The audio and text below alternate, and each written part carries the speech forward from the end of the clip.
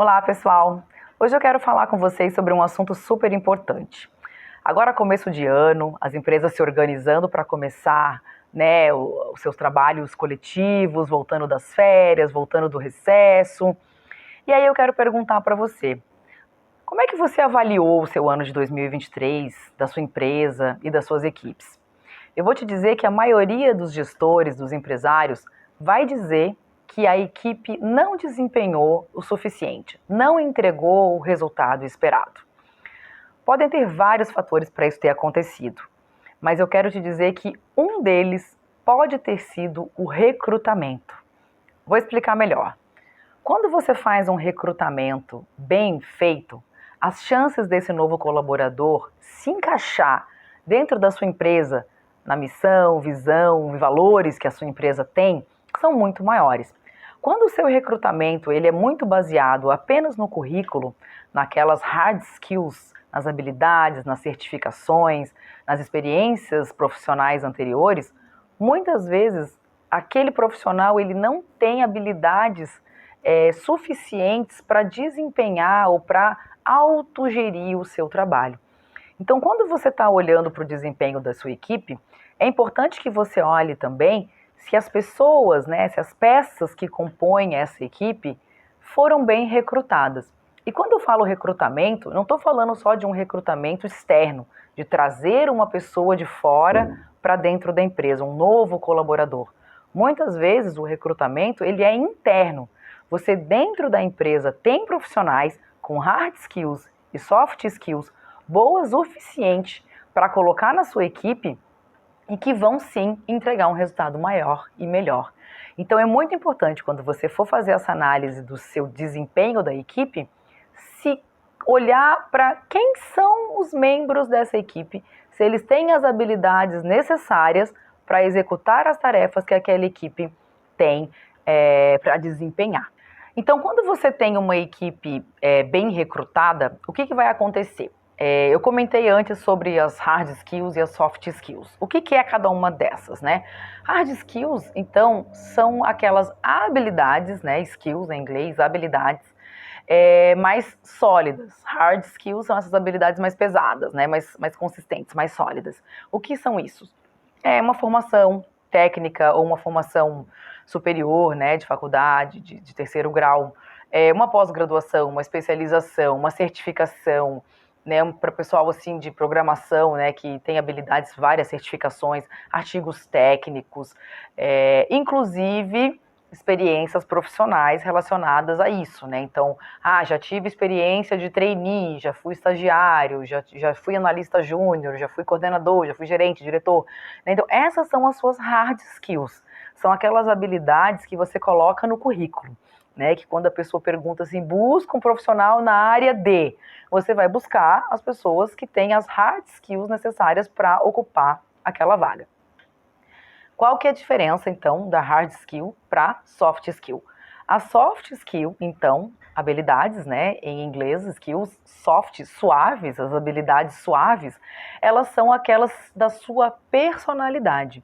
Então, um bom profissional é uma combinação entre as hard skills e as soft skills. Então, o que são as soft skills? Habilidades do tipo uma escuta ativa, uma comunicação não violenta, uma facilidade em trabalhar em equipe, uma melhor organização de tempo,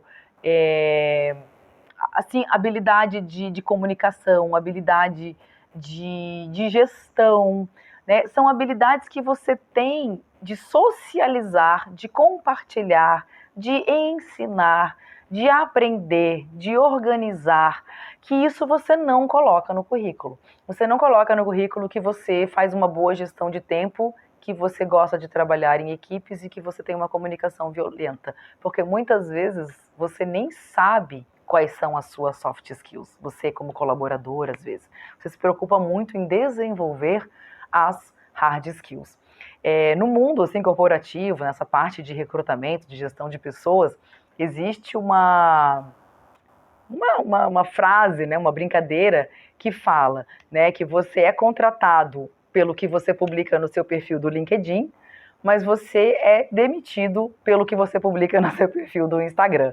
Por quê? Porque no seu Instagram, que é a sua conta pessoal, é onde você se mostra para o mundo, para as pessoas, é ali onde você coloca as suas soft skills, as suas habilidades suaves, né? A sua personalidade, a sua essência.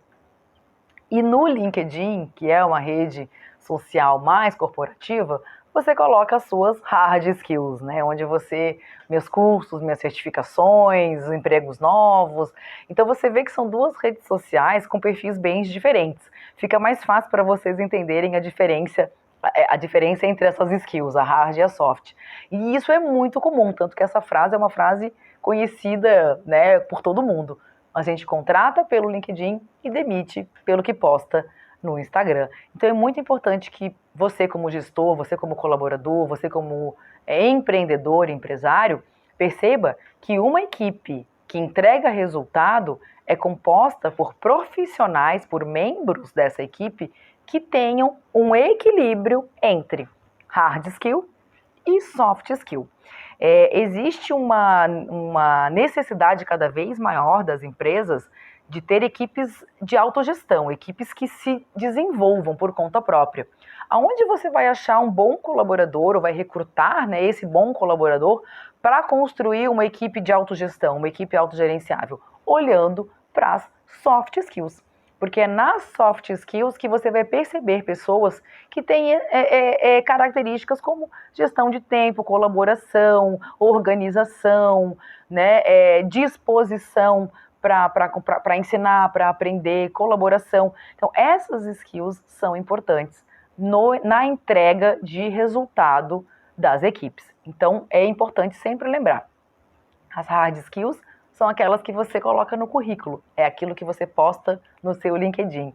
E as soft skills é a sua essência, são as suas características de personalidade, que é praticamente aquilo que você compartilha com as pessoas no Instagram. Então também, se você está vendo esse conteúdo e você é uma pessoa que está buscando entrar numa equipe de resultado, uma equipe de pegada, uma equipe que vai ganhar reconhecimento na sua empresa por estar entregando resultado, veja que skills você tem, tanto hard quanto soft, que você pode valorizar no seu processo, né, no seu currículo, para que você se destaque nos processos seletivos. E isso vai chamar a atenção de gestores. E se você é gestor, olhe para as profissionais no processo seletivo, nos recrutamentos, sejam externos ou internos, para ambas essas skills. Eu tenho certeza que quando você tiver um colaborador que tenha esse equilíbrio entre hard skills e soft skills, e você tiver ele numa equipe junto com outras pessoas com esse mesmo equilíbrio, é certeza que a equipe vai voar, vai bombar. A segunda pergunta, o segundo fator que influencia o resultado da sua equipe é a meta, a clareza da meta, né? A gente tem uma frase que a gente comenta, né, de uma ex-presidente nossa do Brasil que diz, nós não temos meta. Quando chegarmos na meta, a gente dobra a meta. Esse tipo de brincadeira, de piada, acabou ficando popular, mas representa muito a realidade de muitas empresas e de muitas equipes. Você tem lá o seu trabalho, o seu colaborador, ele executa rotinas diariamente, mas ele não sabe necessariamente para onde aquele resultado está levando a empresa. Quais são os indicadores, os OKRs, os KPIs, né? Você pode dar o nome que você quiser, mas o importante é que o colaborador ele saiba para onde ele está indo, para onde ele deve ajudar a conduzir a empresa. Muitas vezes eu me pergunto, assim, converso com pessoas, com colaboradores, com gestores, e o gestor me diz assim, não, mas eu sei qual é a meta, eu sei os indicadores que a equipe tem que alcançar, e eu passo essas orientações para os colaboradores. Eu digo para os colaboradores o que cada um deve fazer e acompanho o trabalho deles. Isso também é muito bom, é um trabalho de gestão próxima, mas o fato do colaborador não saber o porquê que ele está executando aquela tarefa, o porquê que aquela tarefa é importante para o atingimento da meta, muda muito a entrega desse colaborador. Existem maneiras diferentes de se aprender, né, de se ensinar. E a criança, ela aprende muito pelo exemplo, né? Você faz alguma coisa e a criança vê você fazendo aquela coisa e ela te copia, ela faz igual. O adulto não, ele tá vendo você fazer aquela coisa, ele não vai te copiar só porque você fez. Ele vai começar a fazer igual a você quando ele entender por que você está fazendo aquilo. Aonde você quer chegar com aquelas ações. Então, para que a sua equipe tenha um bom desempenho, também é importante que você explique para eles o porquê. Então, como gestor, tenha isso claro na sua mente. Não necessariamente o fato de você saber quais são as metas, né, os indicadores, os OCRs, né, as siglas que você quiser usar para esses micro entregas, né, que a sua equipe tem que fazer durante o mês, o ano, né, as semanas. É importante que você explique, que você esclareça. Então, dá um exemplo simples, né? Você tem que atingir uma meta de vendas e você vai vender vasos. Você está vendendo vasos. Aí você diz para o seu colaborador que a meta é vender o maior número de vasos possíveis. Não necessariamente isso vai dar para ele todos os insights, todas as informações, todas as ferramentas para ele vender o maior número de vasos possíveis. Agora, se você diz para ele que determinados vasos têm uma margem de lucro maior, que determinados vasos se vendem mais fáceis e que tem determinados vasos que tem uma venda mais difícil por causa que ele é muito grande, muito pequeno ou muito pesado, você está dando para ele mais informações para poder reverter as objeções de compra e aí sim vender mais vasos. Então, facilitar esse entendimento da informação também é um fator que influencia o resultado da sua equipe. A clareza da meta, então, como eu estava falando, ela não é só deixar claro, né? Tem gente que tem aquela questão, muitas empresas nas áreas comerciais, principalmente, quando a gente fala de meta, a gente fala muito de meta de venda, de número, né, de dinheiro, mas isso não é necessariamente uma regra. Todos os setores da empresa, todos têm metas. Todas as pessoas que estão no teu processo comercial, do seu negócio, do seu business, eles têm algo a entregar, eles têm uma meta a ser batida. Então, quando a gente fala de meta, quando a gente fala qual é a meta? A meta é vender tanto. Vender. Sempre o comercial como o exemplo máximo do que é ter metas, né? Do que é atingir metas e trabalhar em cima dessa questão de bônus e recompensas pelo atingimento de metas. Mas é importante que todas as suas equipes saibam quais são as metas. Seja a sua equipe de programadores, seja a sua equipe de recrutamento, seja a sua equipe operacional, seja a sua equipe de limpeza, seja a sua equipe de motorista, seja a sua equipe de tudo, né? Então, todas as pessoas da sua empresa, sob sua liderança ou não, elas precisam ter clareza da sua meta. Vou dar um exemplo básico para não ficar muito distante, né? O exemplo. Satisfação do cliente. As áreas de CS, elas têm muitas metas e não necessariamente tem a ver com faturamento, nem com venda, nem com nada. A área de CS, de Customer Success, né, em português, o sucesso do cliente, tem infinitas metas. Eu trabalhei durante um tempo com a área de CS numa startup de comunicação interna, né, que ela oferecia uma plataforma que era uma rede social corporativa, como Workplace, como Yammer, né? E eles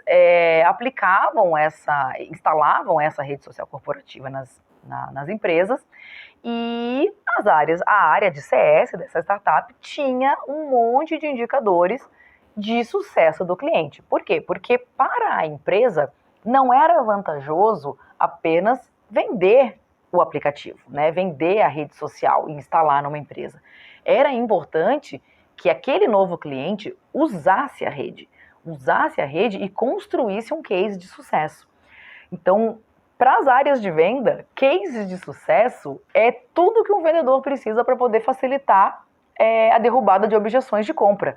Outras empresas tendo sucesso no uso daquele produto, ficando satisfeitas com aquele produto, é tudo que um vendedor precisa para atingir sua meta. Então, o sucesso do cliente, a área de CS, tinha indicadores de número de colaboradores que a empresa tinha, que estavam usando a rede, grupos que foram criados, quantidade de publicações feitas, satisfação dos colaboradores em relação ao uso da rede social, maneiras inusitadas de usar a rede para trazer benefícios para dentro do negócio, né, do negócio do cliente. Tudo isso que eu estou falando eram indicadores, eram metas que a área de CS tinha que atuar.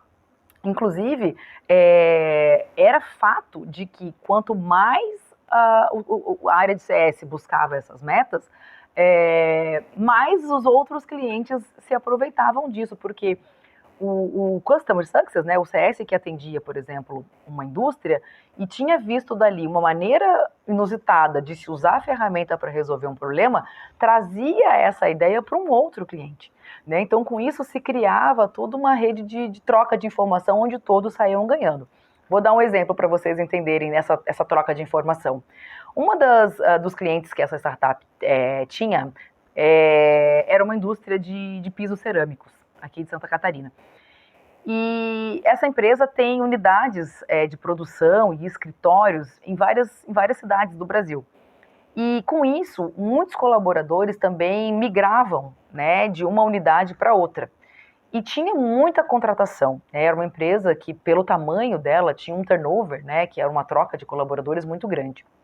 Então, a rede social, ela tinha um papel naquela empresa de estar sempre atualizando esses novos colaboradores que chegavam de informações relacionadas a benefícios, a vantagens, as informações internas da comunicação interna da empresa.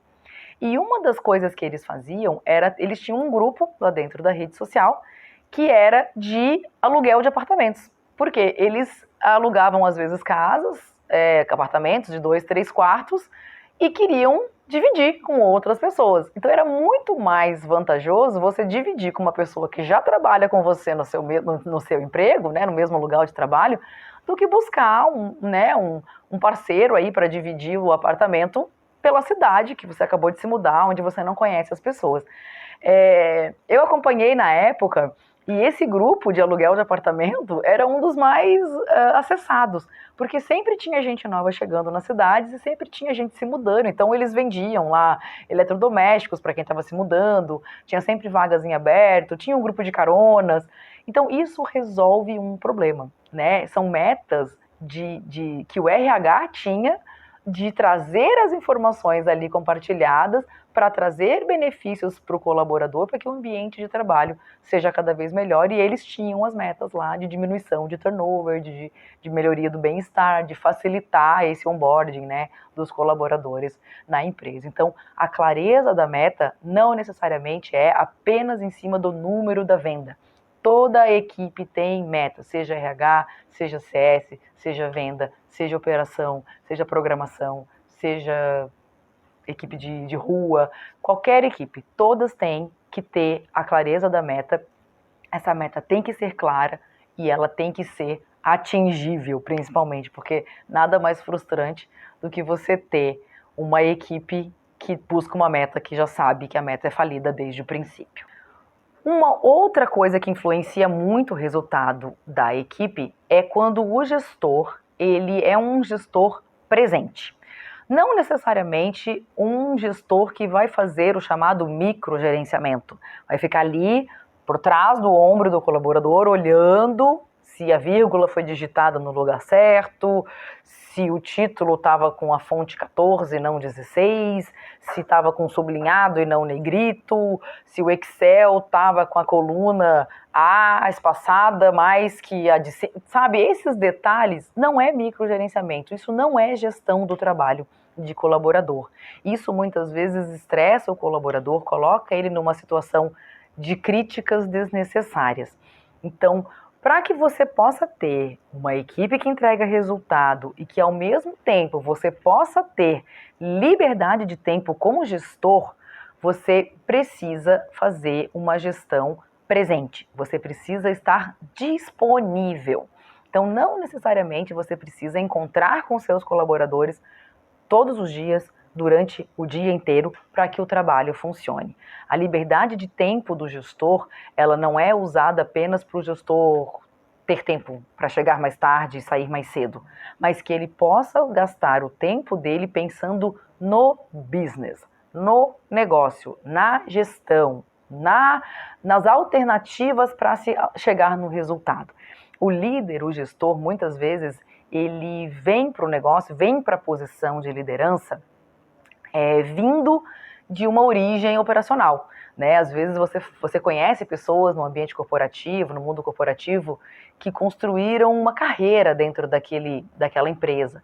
Então, às vezes entraram estagiários, né, menor aprendiz, ou em cargos júnior, e foram galgando, né, promoções, e foram conquistando o seu espaço dentro das empresas.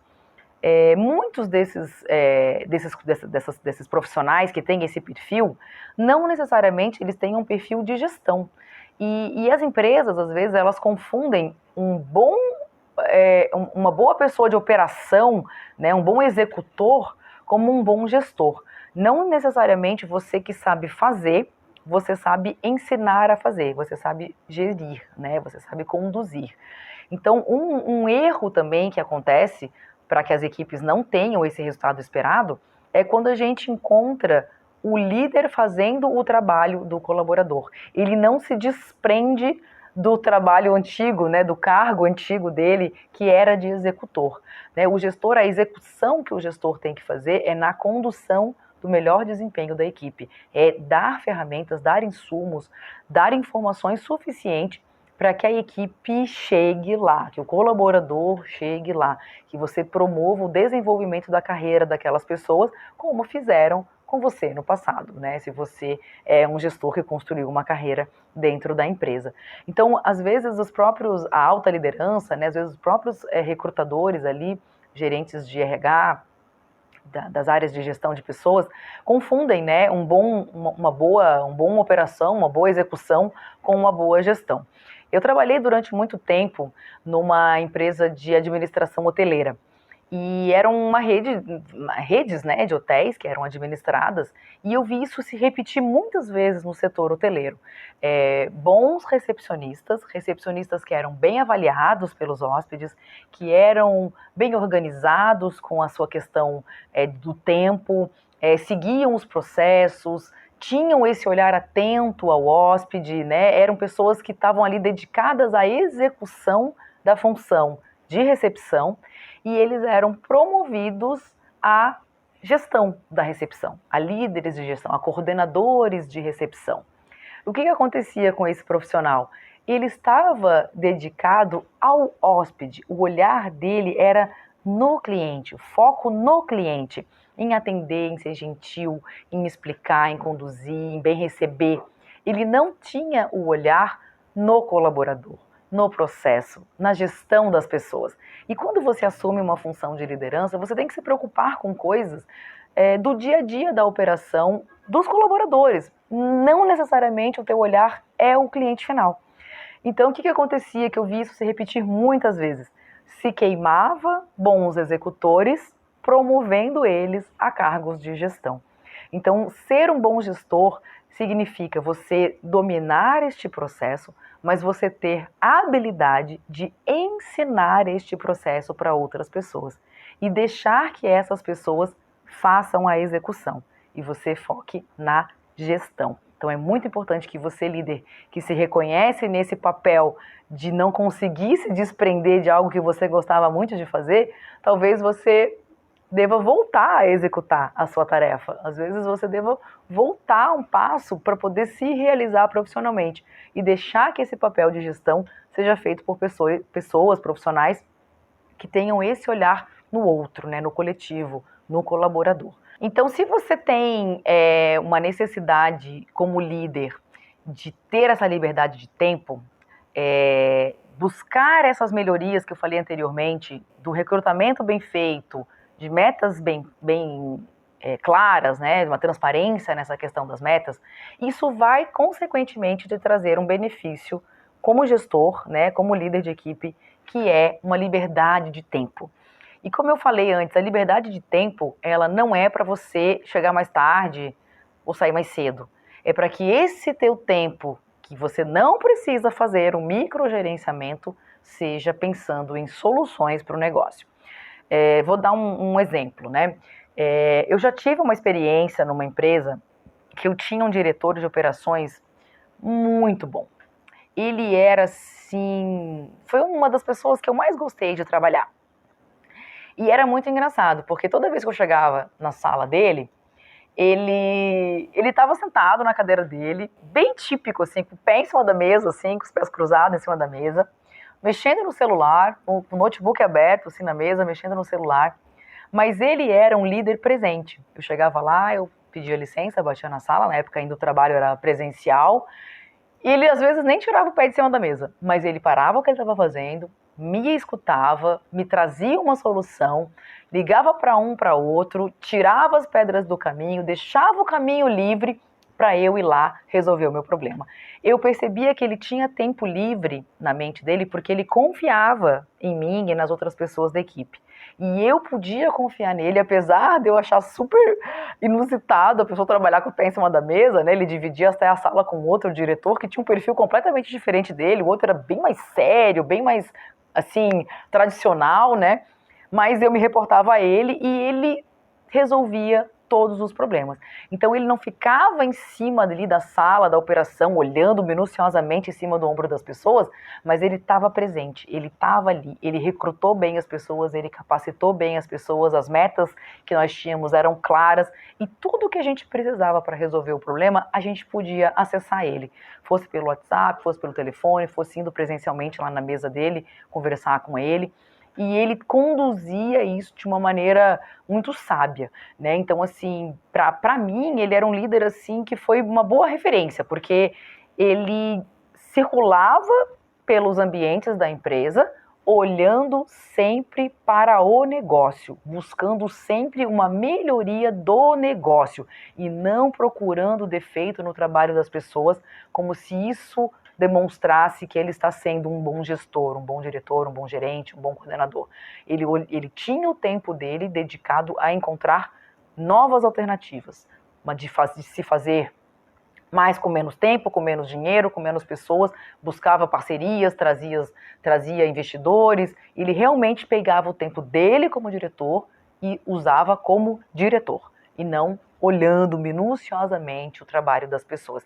Então você líder que às vezes está se sentindo numa pressão de mostrar a sua liderança, pensa que a sua liderança, às vezes ela vai ser muito mais valorizada quando você se deixar ser presente, se colocar à disposição, né, de servir as pessoas que você tem sobre o seu comando para ajudá-los a chegar lá nos seus objetivos. Então, essa composição toda, né, de pessoas bem recrutadas, de metas bem esclarecidas e desse líder consciente do seu papel de líder, de gestão, não tem erro, né? Com certeza você entra em 2024 com uma equipe completamente preparada para entregar os resultados que a sua empresa tanto almeja.